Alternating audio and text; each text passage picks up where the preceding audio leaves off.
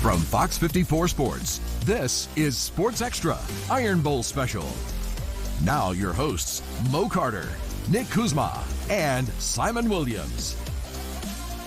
Hey everyone, happy holidays to you as well. Welcome to our Iron Bowl 2024 special alongside Simon Williams and Nick Kuzma. I'm Mo Carter. And guys, are you ready for some Thanksgiving week football? I am. Happy Iron Bowl week.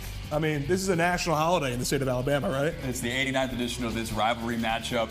It's going to be so exciting to be down in Tuscaloosa for this game. Every year it builds with anticipation and excitement, no matter how good or bad the teams might be that year. But in the 12-team playoff era, something's on the line tonight. Correct. You know, it's funny. I think back, Simon, to our first Iron Bowl, and I think to how Mo brought us on to Sports Extra, and he told us about how great it was going to be and how we hadn't seen anything like it. We know a little something now, don't we? A couple of years in, we've seen it now in Tuscaloosa and Auburn. We're back down to T-Town coming up. True. All right, everyone. Well, of course, we'll get you ready for this year's game. Let's take a look at what's on tap. Another edition of the Iron Bowl means we've got to go all out with our preview special. We've got a loaded show, including breakdowns of each team's main units. Before we get to that, we look at what it means for each coach. It's Kalen DeBoer's first go-around with his new rival. And if you looked at his past stops, he's handled rivals pretty well. As for Hugh Freeze, this is a major opportunity to move the program forward, even if a slight step after what's been a second consecutive losing effort thus far. And with so much history in this series, we'll look back at some of the greatest moments, we'll give our picks, hear from some special guests, and so much more. The 2023 edition of the Iron Bowl was one for the ages, and it left many devastated or elated at the end of it, as fans from both sides were impacted by the outcome.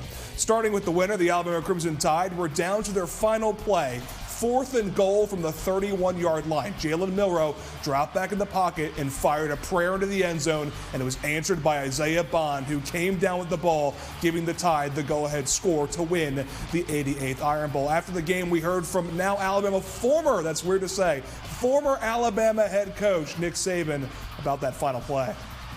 Every Friday, when we do walkthrough and we do special situations, we get in that formation. Everybody runs down the field and runs varying routes in the end zone.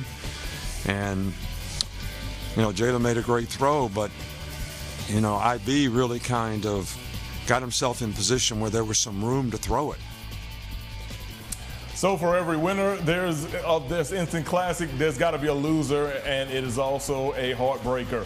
Auburn had the Crimson Tide on the ropes, one play away from the upset of the season. Instead, the Tigers got the ball back with about 30 seconds to go and allowed a sack, and then threw an interception to seal the loss. Now, after the game, head coach Hugh Freeze was asked about the Alabama touchdown on 4th and forever. He said he liked the defensive play call, which only allowed them to rush 2 players and drop back 8 in deep coverage. I mean, you can second guess it. You just got to play with vision, and we got 9 guys back there, and just play with vision and make a play on the ball and knock it down. And, you know, he felt like he was shoved off, but I couldn't tell. Even with a series steeped in history, each game has its own lore. This year's edition will be distinct, if for nothing else, and this is the first of Kalen DeBoer manning the sidelines for Alabama. Fair or not, a lot of the offseason chatter was about how does DeBoer adjust to the SEC after never having coached the geographic footprint before. While that might apply most to the ins and outs of recruiting, an important dynamic to the fans is understanding the significance of the rivalries. Now, if there's any doubt DeBoer's ability to handle a rivalry, just look at his resume. Kalen DeBoer has gone from stop to stop, known as a winner. With a 104-12 record as a head coach coming into this season, it's well-deserved. But not every result is made the same. 3 of those 104 wins came in NAIA national championship games. One of them was in a Pac-12 title game. Another was in the college football playoff semifinal. And having one of your 12 career losses being a CFP national title game is about as good a loss as you could ever take. Of course, championships mean the most, but to fans, games against certain opponents measure your mettle. So ahead of DeBoer's first time in the Iron Bowl, let's look at how he's fared against those fatal foes. In 2 years at Washington, he swept Apple Cup rival Washington State and the border war against Oregon, including a Pac-12 championship game against the latter. In 2 years at Fresno State, he beat rival San Jose State in the lone battle for the Valley they played in 2021. And in 5 years at Sioux Falls, he went 9-1 against rivals Morningside and Northwestern, winning the last 9 in a row. So if I were you, I wouldn't doubt DeBoer. Coming up next, we'll hear from the head coach of the Tigers. That's Hugh Freeze. He explains what he hopes the final weeks of the season looks like next on this Fox 54 Sports Extra special of the Iron Bowl. But first, let's take a look at our first Iron Bowl memory. In 2009, second-ranked Alabama entered Jordan-Hare Stadium undefeated, and the Auburn Tigers had upset on their mind. In the third quarter, Auburn seemed to pull away when Chris Todd found a streaking Darwin Adams on a 72-yard touchdown to give the Auburn Tigers a third-quarter lead. But late in the fourth quarter, Greg McElroy led Alabama down the field on a 15-play, 79-yard drive that was capped off by a Roy Upchurch touchdown. Alabama would win 26-21. The following week, they would throttle Florida for the SEC title and defeat Texas in the BCS title game.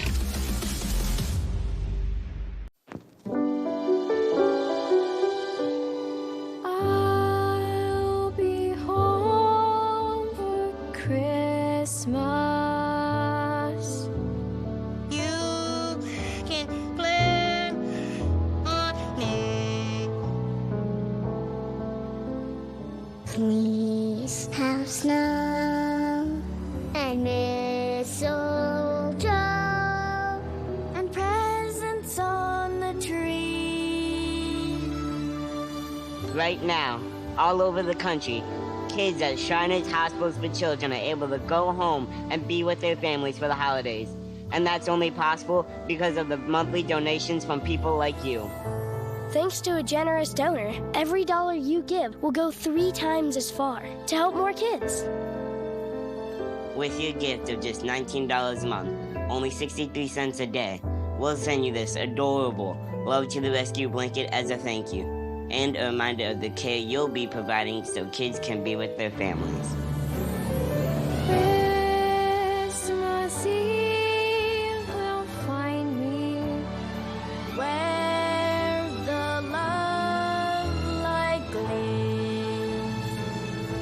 It only takes a moment to call the number on your screen, or you can visit loveshriners.org.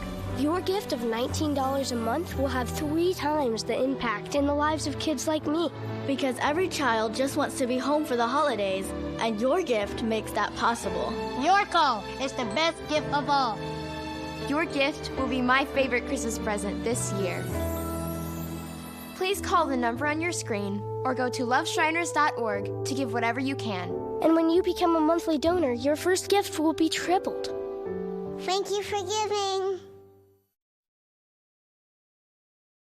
Stream the Kalen DeVore Show anytime on Fox 54 Plus. All right, welcome back. We have heard from Alabama's head coach. Now let's turn our attention to Auburn. The 2024 season, no doubt, has been a struggle at times for the Tigers. Auburn hoped to get off to a fast start, opening the year with 5 consecutive home games at Jordan-Hare Stadium. Instead, the team went 2-3 during that stretch, with the Tigers' lone wins coming against Group of 5 opponent New Mexico and Alabama A&M. Now Auburn has the chance to finish the season by shocking the country and knocking off the Crimson Tide. Earlier this month, Auburn head coach Hugh Freeze talked about what he hoped the back end of the season would look like. I think it's vital that we compete, and that's the expectation, and certainly that's the goal, and give our chance to win these football games against good football teams that we have to play to help build momentum, as you say, and confidence in everybody that we're headed in the right direction regardless of the record, and then recruiting is big too, to trying to finish strong and continue to get the 25 class to understand we're not far off and we need their help. Alabama's offense with Kalen DeVore and Nick Sheridan's scheme is amped. Quarterback Jalen Milroe has shined as a versatile threat. He's averaging a hair over 223 yards per game in the air and 60 gained on the ground. He's making defenses account for him on every play.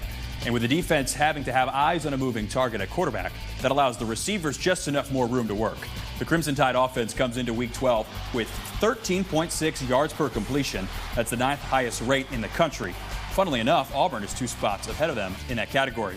But if you account for the Tide's ability to gain ground so effectively and convert those yards into points, they're elite. With 2 games to play in the regular season, Alabama was the 8th highest scoring team in the country and the 47th best at generating first downs. Recently, offensive coordinator Nick Sheridan shared what makes his unit work so well. It's something that we consider in our offense, the variety of routes and concepts that we want to make sure that we use each and every week. The different route tree that each group of players, wide receivers, tight ends, running backs, that we ask them to do is certainly big, and they've handled it well. Yeah, Jam was certainly impactful in the game, just as has been in the past. Their ability to come out of the backfield and catch the football is certainly, it makes it easier for the quarterback. It makes it harder to defend for us offensively, and something that we'll always incorporate in our offense. Now, the Auburn defense will have its hands full when they take on Jalen Milroe and that Alabama offense. The Crimson Tide are averaging an astounding 438 yards of total offense, which ranks in the top 5 in the Southeastern Conference. But Auburn's defense isn't a slouch. DJ Durkin's bunch is ranked 3rd overall in total defense. According to Jalen McLeod and Jaron Thompson, the Auburn defense will be ready to contend with Big Bad Bama and try to shut them down if they can as well. Oh, they're a good run team. They want to run the ball. They huge up front, so they even their tight ends huge. So they want to establish that run early, and we just got to stop that. We a good run stopping team, so it's a great run offense versus a great run stopping defense, and we'll see who wins. Throughout the season, we kind of started to understand what we needed to accomplish as a defense, and we just stick to our keys and just keep doing that with coaching and keep practicing well and the way we need to, and things should work out right. Time for our second break of the show. We heard from the Alabama offense and Auburn defense, and next we hear from the units they will be competing against in the 89th Iron Bowl. Now let's go back to the early 90s when a Town Creek native stole the show. On Thanksgiving Day in 1992, Alabama's 20-game win streak and number 2 ranking were both hanging in the balance of a scoreless game with Auburn. The Tide needed a spark in the 3rd quarter, and they got it from All-American Antonio Langham. Play action pass picked off by Alabama. It was intended for Parker. It could go all the way down to the near sideline. Antonio Langham to the 15, to the 10, to the 5. Touchdown, Alabama! That victory propelled Alabama to wins in the SEC title game and national championship. Hi, I'm Susan Lucci. You may know me from my many years on television. I never thought about heart disease until I had my own heart event. I felt this slight pressure on my chest, just slight. I thought, oh, it's nothing, it'll go away. I didn't get it. I did not get it. But a few days later, while shopping at a boutique, that pressure returned, much stronger. It felt like an elephant pressing on my chest. I had a 90% blockage in my main artery and a 75% blockage in the adjacent artery. I was rushed into surgery where I received 2 stents in my arteries. Stents developed through research funded by the American Heart Association. Those stents saved my life. That's why I'm in front of you today, asking you to join me in supporting the American Heart Association by becoming a monthly donor. Call now or go to helpheart.org. For only $19 a month, just 63 cents a day, you can help fund the next medical breakthrough. Get the next person trained in CPR, the next hospital certified in high-quality cardiovascular care.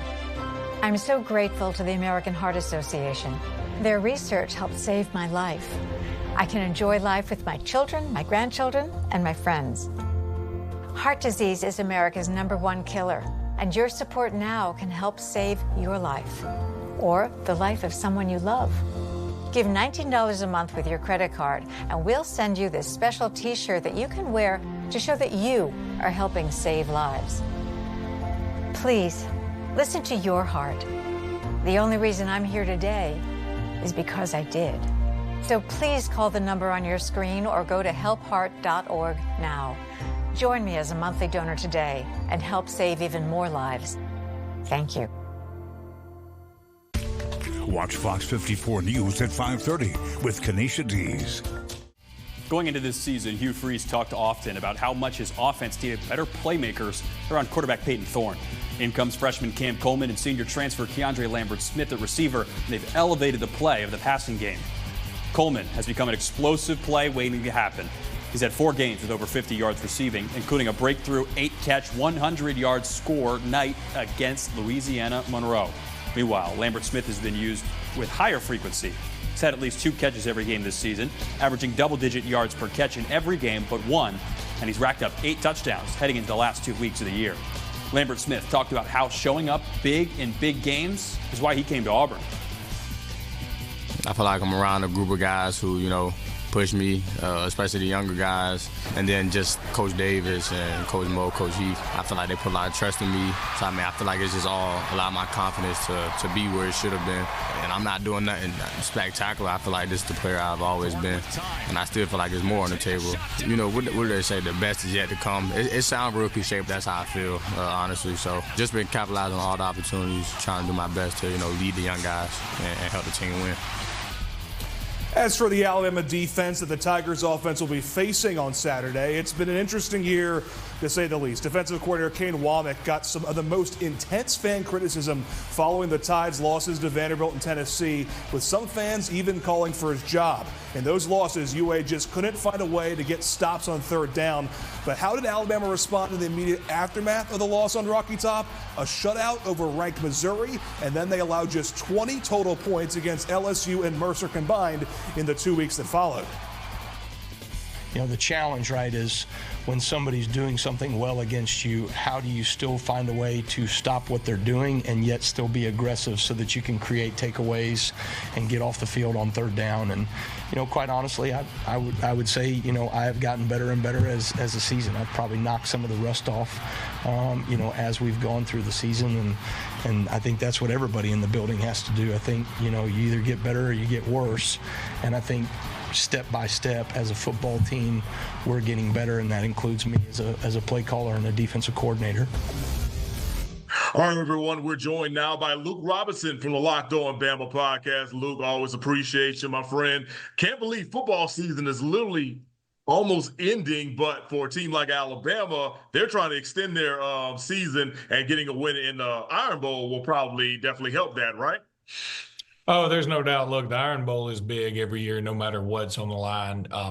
There have been times when both teams just aren't very good, and some of those have been the better games. I mean, it's just the most heated and, in my opinion, the most important rivalry in all of college football. I believe Auburn's going to give it everything they have. They're a more talented team than their record suggests.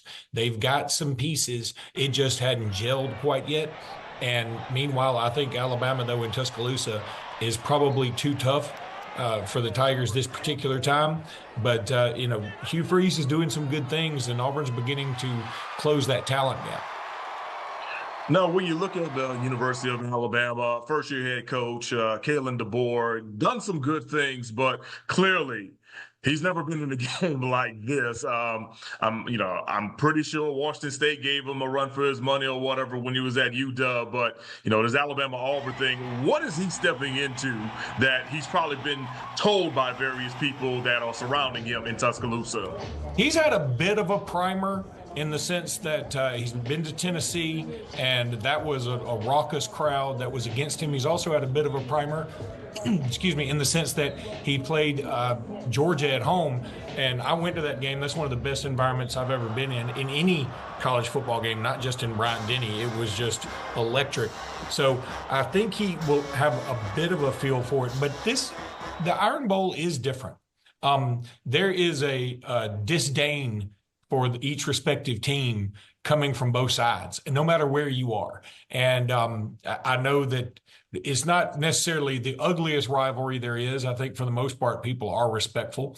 Harvey Updike being a glaring exception. But I think, it still is a heated rivalry, and it does bring a different presence to the field that obviously he's not going to be able to go back on memory and recreate that from any of his time at Washington or Fresno State, anything like that. This is different, and it's going to be different. But that said, I think history has shown the better team usually does come out on top in this contest. So, again, I'm going to go with Alabama here, and I feel like Kalen DeBoer is going to get a good taste of this. I'll tell you, as an Alabama fan, I'm very happy that he's getting his first taste of the Iron Bowl in Tuscaloosa versus being in Jordan-Hare Stadium. I think that does make a difference. Look, Saban lost his first Iron Bowl, if you remember, back in 2007, and that was in Jordan-Hare. Thank you so much, Luke, for dropping some of that knowledge about the Iron Bowl and your impact with it and whatnot. Of course, we'll all be glued in this Saturday for another great edition of the Iron Bowl between Alabama and Auburn. That'll wrap things up right here with Luke Robinson of the Locked On Bama podcast. You can check him out via our website or also on FOX54 Plus. We'll be right back with more of our Iron Bowl special. She said she wasn't hungry. She only wanted a bite. But this isn't just a patty melt. This is a Whataburger patty melt. The all-time favorite. With 2 all-beef patties, Monterey Jack, grilled onions, and creamy pepper sauce. So 1 bite became 2. And 2 became mine. Just a bite, huh? Mark that one down as a lesson learned. The Whataburger patty melt. Just like you like it. As soon as I called Tyler Mann, from the beginning, I was just very comfortable. He eased all my stresses and fears. Tyler always was open and honest, and he was always just straightforward. I called Tyler Mann in his office. They handled everything from the insurance and the medical bills. He did what was right, not what was just easy. He just dug in, and I just can't say enough wonderful things about him and his firm. I am so glad I called Tyler Mann. After a car wreck, I'm your man. It's that time of year again to get the Honda of your dreams during Happy Honda Days, where you'll find great offers on a rugged new Passport, Pilot with available all-wheel drive, and the powerful Ridgeline. So don't wait. Turn your holiday dreams into reality with a new Honda named KBB.com's best value brand. Buy online, reserve from select dealers, or visit your local Honda dealer today. FOX54 and Redstone MWR welcome you to ring in the holidays with Winterville, December 7th and 8th at the Redstone Arsenal Activity Field. It's free to attend and open to the public. Enter through Gate 10 on Patton Road South. Watch Fox 54 News at 5:30 with Kanisha Dees. In 2010, Auburn's national title hopes were hanging in the balance as they entered the Iron Bowl against arch rival Alabama. Behind a potent offense that was led by Mark Ingram, the Crimson Tide jumped out to a 24-0 lead. But future Heisman Trophy winner Cam Newton remained calm and led the Tigers to a second-half comeback for the ages. Newton's comeback was complete on this play.